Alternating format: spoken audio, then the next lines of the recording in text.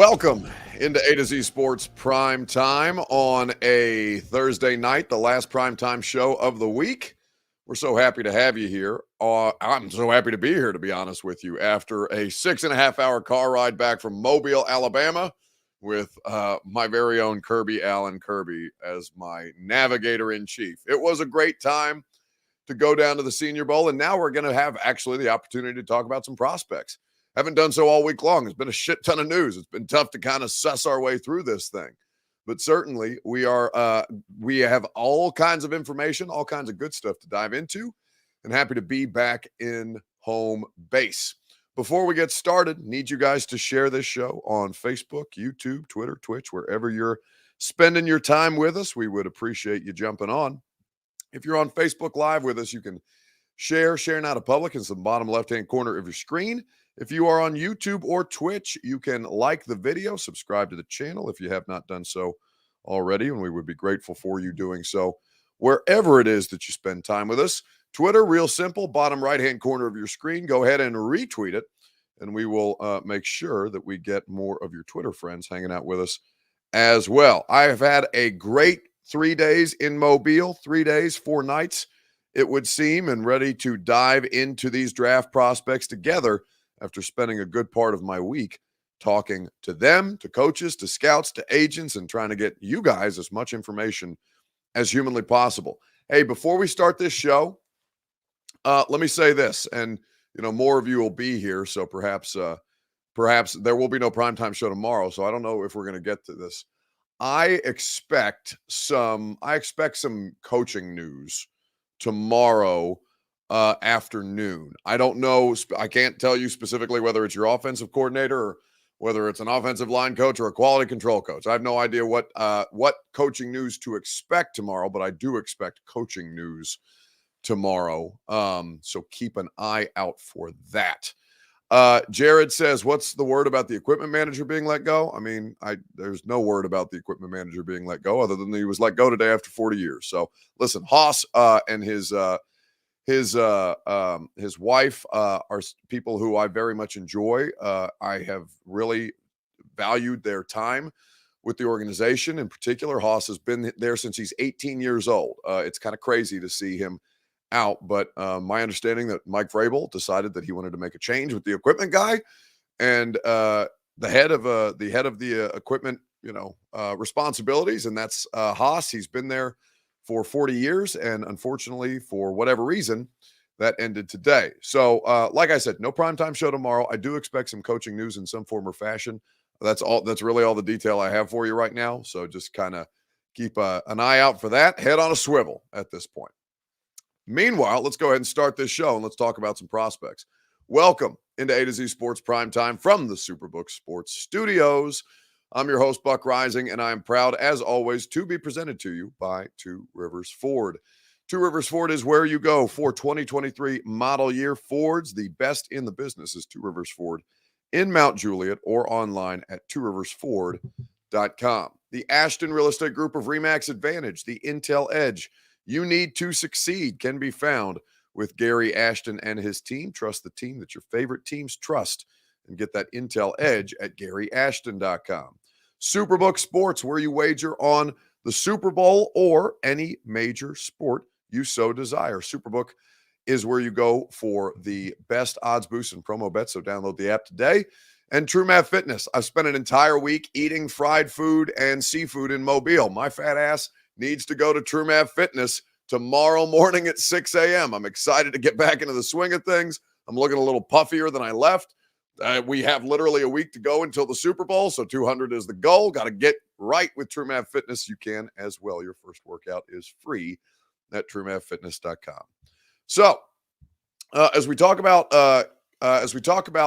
draft prospects and all the different players who were in attendance in Mobile, there's a lot of different directions that we can go with this thing at this point. And for a lot of you, you haven't started necessarily your draft. I mean, I don't know if you want to call it draft research. I don't know if you want to call it draft interest. I don't know if you've started your mock draft simulators, whatever you're doing. It's a little bit early for you guys to get heavily involved in the draft interest right now. But since we've just concluded the first and biggest draft event of the offseason, then we will get into the situation together, now that I've actually got information that I can share with you guys after watching some of these dudes, talking to people who are coaching these dudes, talking to people who are representing these dudes, and kind of getting a better read on what it is that the Titans may be interested in. So the place that I want to start, it's your Two Rivers Ford take, as is the custom. It is presented by Two Rivers Ford, and the question is simple. What's the Titans' top draft need? Real simple at this point. What's the Titans' top draft need?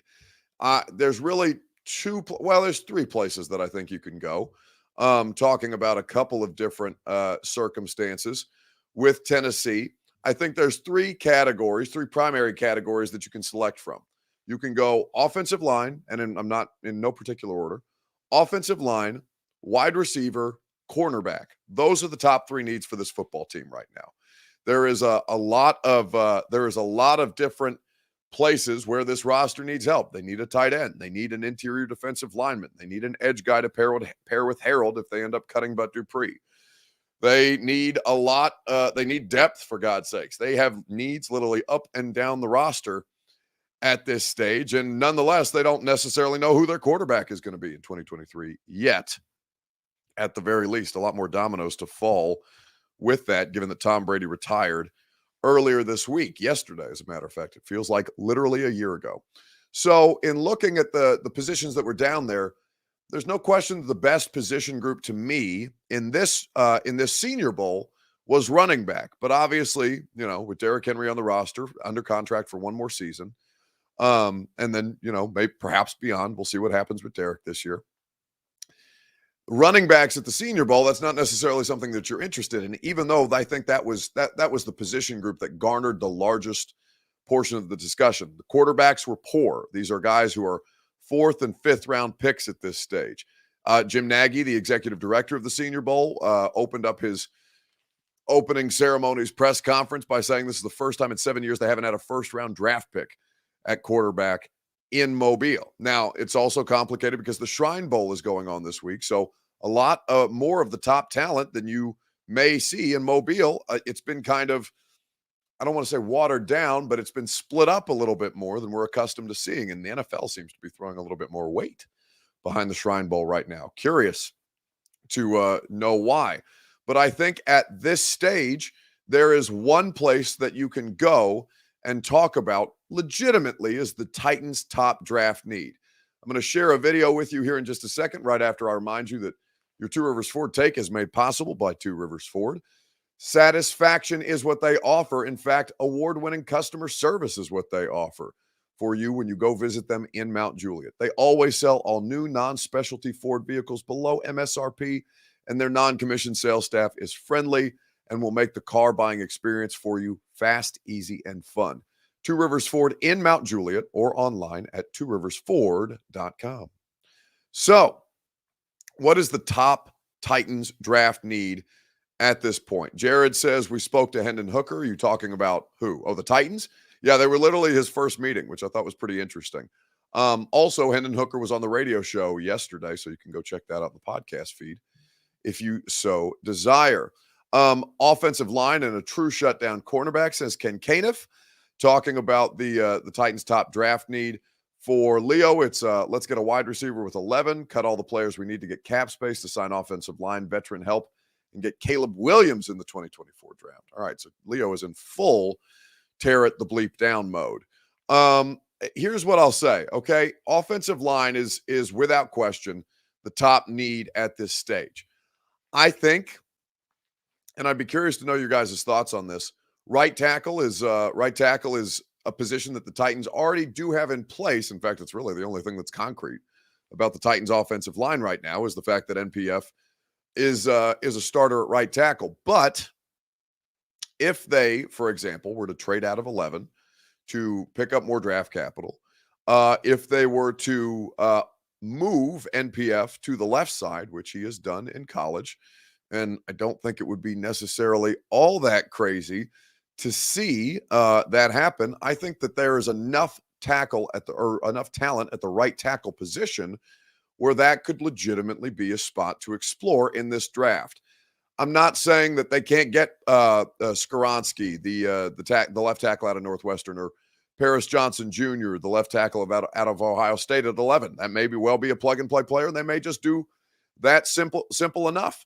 But it's good to keep your options open. It's good to explore a variety of different situations. And in talking to Darnell Wright, the former Tennessee right tackle, who I thought was one of the best performers this weekend, kind of made me think, okay, well, if they think they can get a day one starter at the right tackle spot, move NPF to the left and trade back and get some more picks to try and address wide receiver, corner, tight end, interior defensive line, linebacker, given that David Long is an unrestricted free agent and they should cut as among one of the first players that should be cut. Zach Cunningham, I think, is something to keep in mind. So I was talking to Darnell Wright at the Senior Bowl. This was our conversation, I believe, after Wednesday's practice, day one. Do that to dominate that way on the right side, kind of heading into the next level in the next stage. Yeah, it's just it just felt good to, I guess, to do what I think that everyone around me has told me that I can do, and do something that I feel like I could do. Maybe deep down inside I always knew, but just having it come out and then just continuing to be consistent with it and just sharpen all my tools. How much do you feel like you benefited from the one-on-one reps today? Definitely a lot. I mean, it's the best of the best people here. I mean, it doesn't get any better than this other than the NFL, you know what I mean? So it's the best people here. That's what we're doing. We're competing, getting better, the best. I know it's day one, but did you kind of see some different looks, maybe some different moves than you might have seen throughout the course of the year? Yeah, for sure. I just today I felt a little bit like a jittery today. I just felt a little bit first day nerves, you know what I mean? Yeah. I definitely felt I've seen nothing new as far as moves go and stuff, but definitely some better players here. But some of the same stuff. It's completely understandable that you'd have like kind of first day jitters, but did working with NFL coaches for the first time, obviously you've been meeting with these guys, but do you feel like you got a lot out of the first day despite kind of having those jitters? Yeah, for sure. Got a lot of having confidence in those guys and having confidence in what they're teaching me. I mean, these guys, they're the best coaches around, you know what I mean? So I'm just happy to soak up everything that they have to offer. All right, so that's the giant floating head of Darnell Wright, the former Volunteers right tackle. Producer Robert is sending us in our private chat. You can dog me if you want for the video. Listen, no, I'm not going to.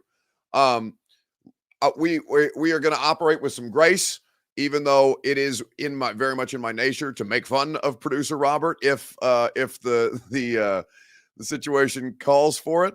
I think that he's doing a great job so far this week, and I do very much appreciate his help. It's not an easy thing to learn, and Reed has been with me for 3 years. So if there's a little bit of growing pains, you know what? We're going to be fine. A. Jensen says, come on, Buck. Do you really think and believe that NPF can be a day one starter at left tackle? I mean, learning how to play the left side in the NFL? I don't know, maybe in 2 to 3 seasons. Well, shit, you want to wait 2 to 3 seasons, or you want to throw him over there now and let him start learning? I'm not saying it's the definitive option. I'm just saying it can be done. And with as bad as your football team is right now, I don't think any option should be off the table. So I don't think you can. I mean, there are some things that you can poo-poo or dismiss if you so choose, but that is that's one of the least offensive things that I could come up with.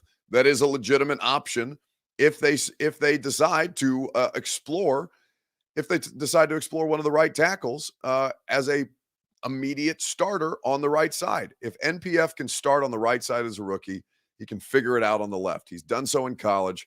If you don't have that kind of confidence in him, I don't know what to tell you. A new offensive line coach, a new offensive coordinator, they may feel differently. They may feel he's an exclusively a right tackle, and they may draft a left tackle with their first round pick. Either way, offensive line is at the top of the list for this team. We're going to get into some other positions and prospects you're going to hear from here in just a second, right after I tell you about producer Robert's starring comments that work in his favor. Don't think I don't see you back there. Right after I tell you about the Ashton Real Estate Group of RE/MAX Advantage at GaryAshton.com. Your dream address without the stress is what you get with the Ashton team. They are the best in the business, and they will get you that intel edge you need to succeed. Gary and his squad put me in my dream address without the stress. I could not be happier with my return on investment. So will you. the Ashton Real Estate Group is the official real estate agent of the Nashville Predators and of A to Z Sports Primetime and my radio show as well. So go and get the intel edge you need to sell your home without any showings or staging, to find your next home while you sell your current one in this red-hot Nashville real estate market, and to win the buyer battle and cash in on your home equity now. Nobody does it better than the Ashton Real Estate Group of RE/MAX Advantage at GaryAshton.com. So as we look at the different positions, there are three guys who caught my attention most this week. One, Jonathan Mingo, the wide receiver out of Ole Miss. Did not get a chance to talk with Jonathan this week. He was off the field pretty quickly after the practices, but did participate throughout the course of the week. Darnell Wright, who I talked to, I think he's an interesting move if you were to open to consider. The top left tackles were not in Mobile this weekend. They are not guys who well, first, they weren't invited to the Senior Bowl because they're not seniors. But the top left tackles in this draft class, I think, are plug-and-play players, and I think those are entirely feasible options to explore. But I do think that Darnell Wright is interesting. And a couple of other guys, for example, DeJuan Jones, the literal mountain of a man who from Ohio State with a 7.5-foot wingspan. He had it. He was the most dominant player on the field on, what was that, Wednesday, day one. And then I'm sure his agent got in his ear and said, hey, bud, you don't need to do anything else the rest of the week. Chill. And so he did not participate on Thursday or today in practices. They have needs all over the place, right? So you could go any number of directions. There was a lot of defensive players that I wanted to watch that I didn't necessarily spend a ton of time on. I wanted to dedicate a lot of my work to the offensive side of the football because that's where you have the most needs at this stage. Although I did see a couple of players that really, really intrigued me. Chris Smith, the safety from Georgia, just continues to make plays all over the place. And I'm very impressed with him, among several others. And we can go through my notebook on the radio show. Probably tomorrow makes the most sense. But watching the interior offensive lineman today, I thought was impressive. The top interior prospect, Torrance. Torrance is his last name. He is the interior offensive lineman from Florida. I'm blanking on his first name. I know it starts with an O and an apostrophe.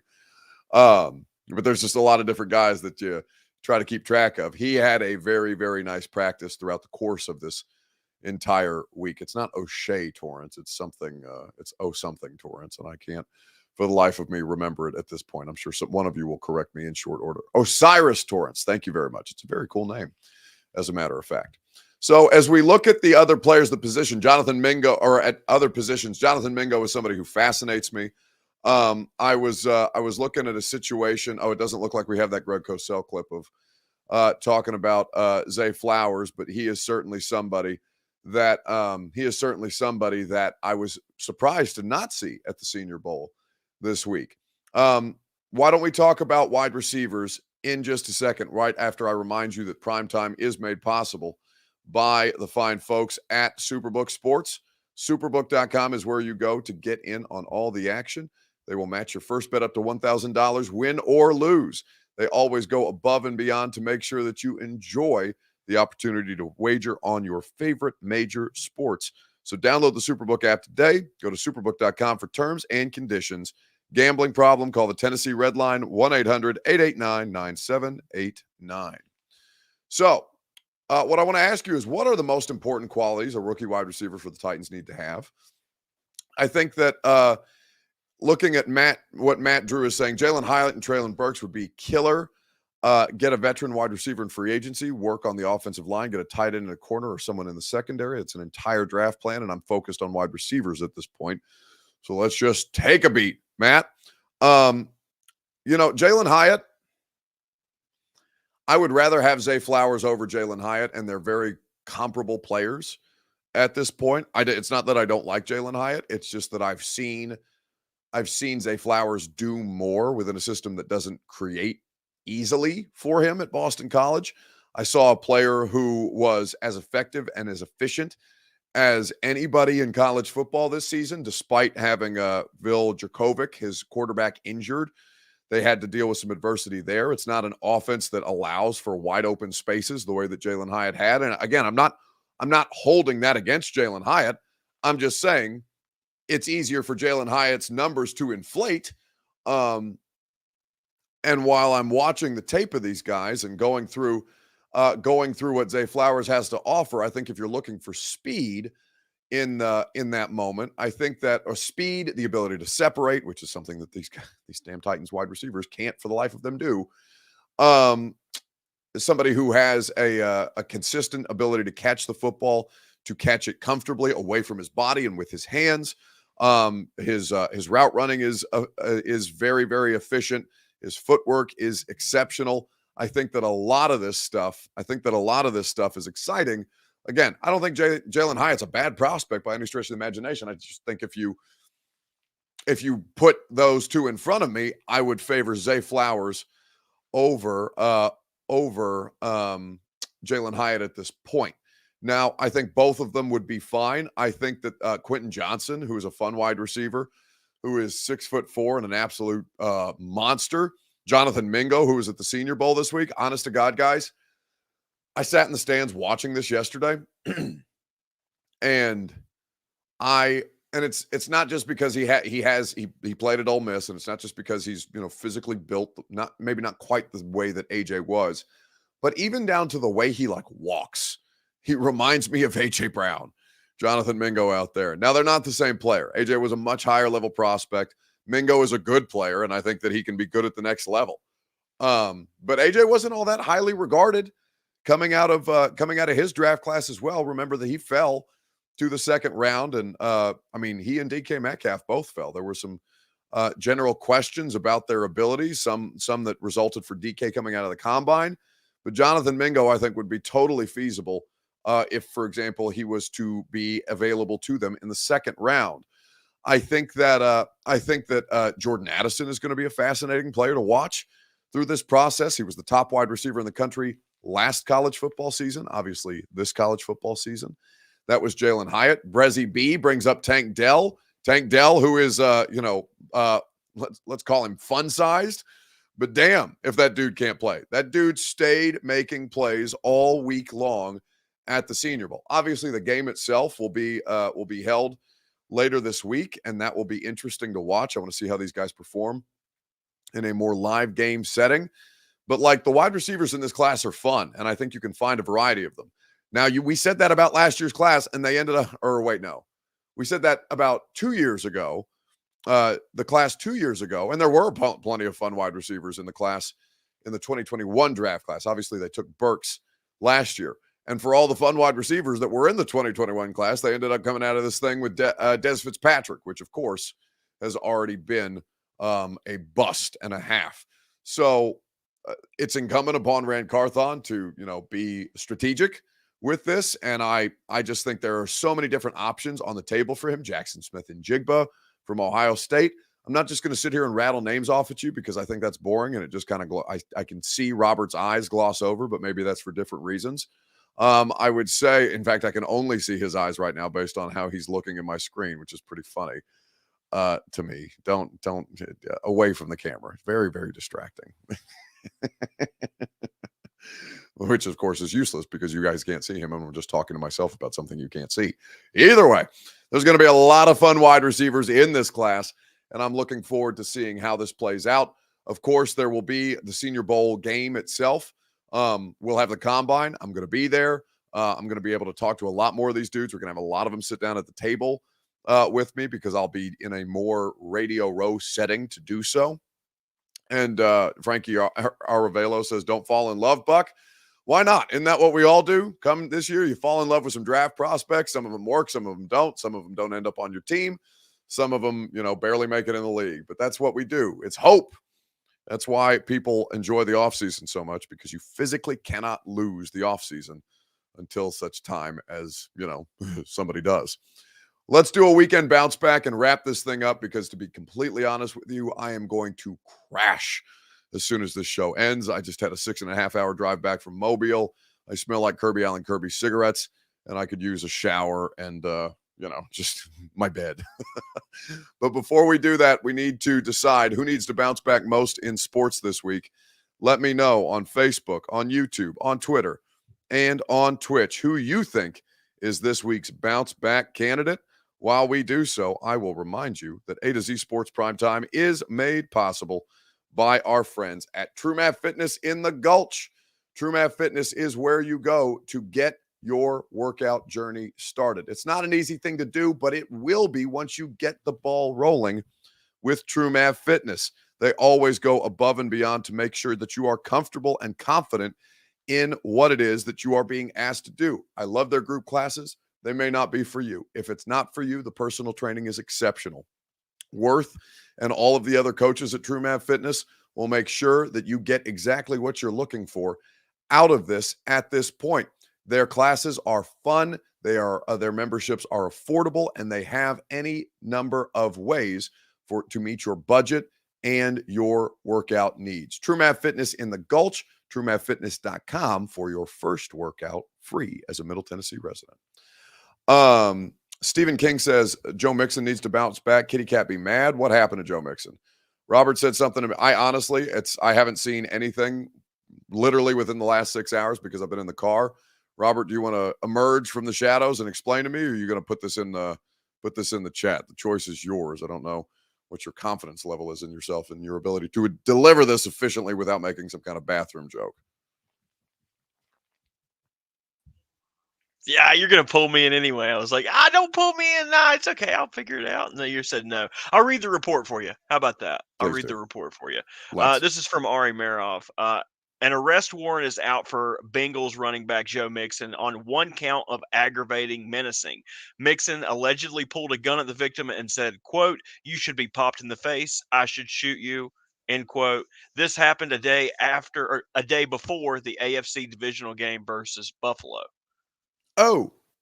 Yeah, pretty big. And the Bengals can actually save $10 million in cap space by cutting Mixon. So it looks like he's burning the candle at both ends. It kind of makes sense at this point.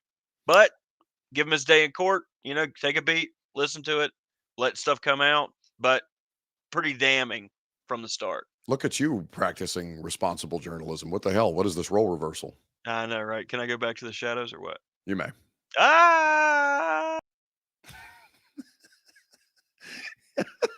That was weak. That was so weak. You know what? Well done. You've redeemed yourself even for your shitty video editing. That was mean. See, I said I wouldn't do it and I did it anyway. That was mean. Shame on me, truly. All right. So Joe Mixon, don't bleep with him at this point. Good God. Already some problematic. Dylan Cole says he came back. Yeah, listen, I have zero control over any of the shows that I do, apparently, other than, as I said earlier on the radio show, that I get my name on them. That was the only thing that they allowed me. Everything else is beyond my control. So even when I send him to the shadows, he can bring himself back and resend himself to the shadows. Tough scene.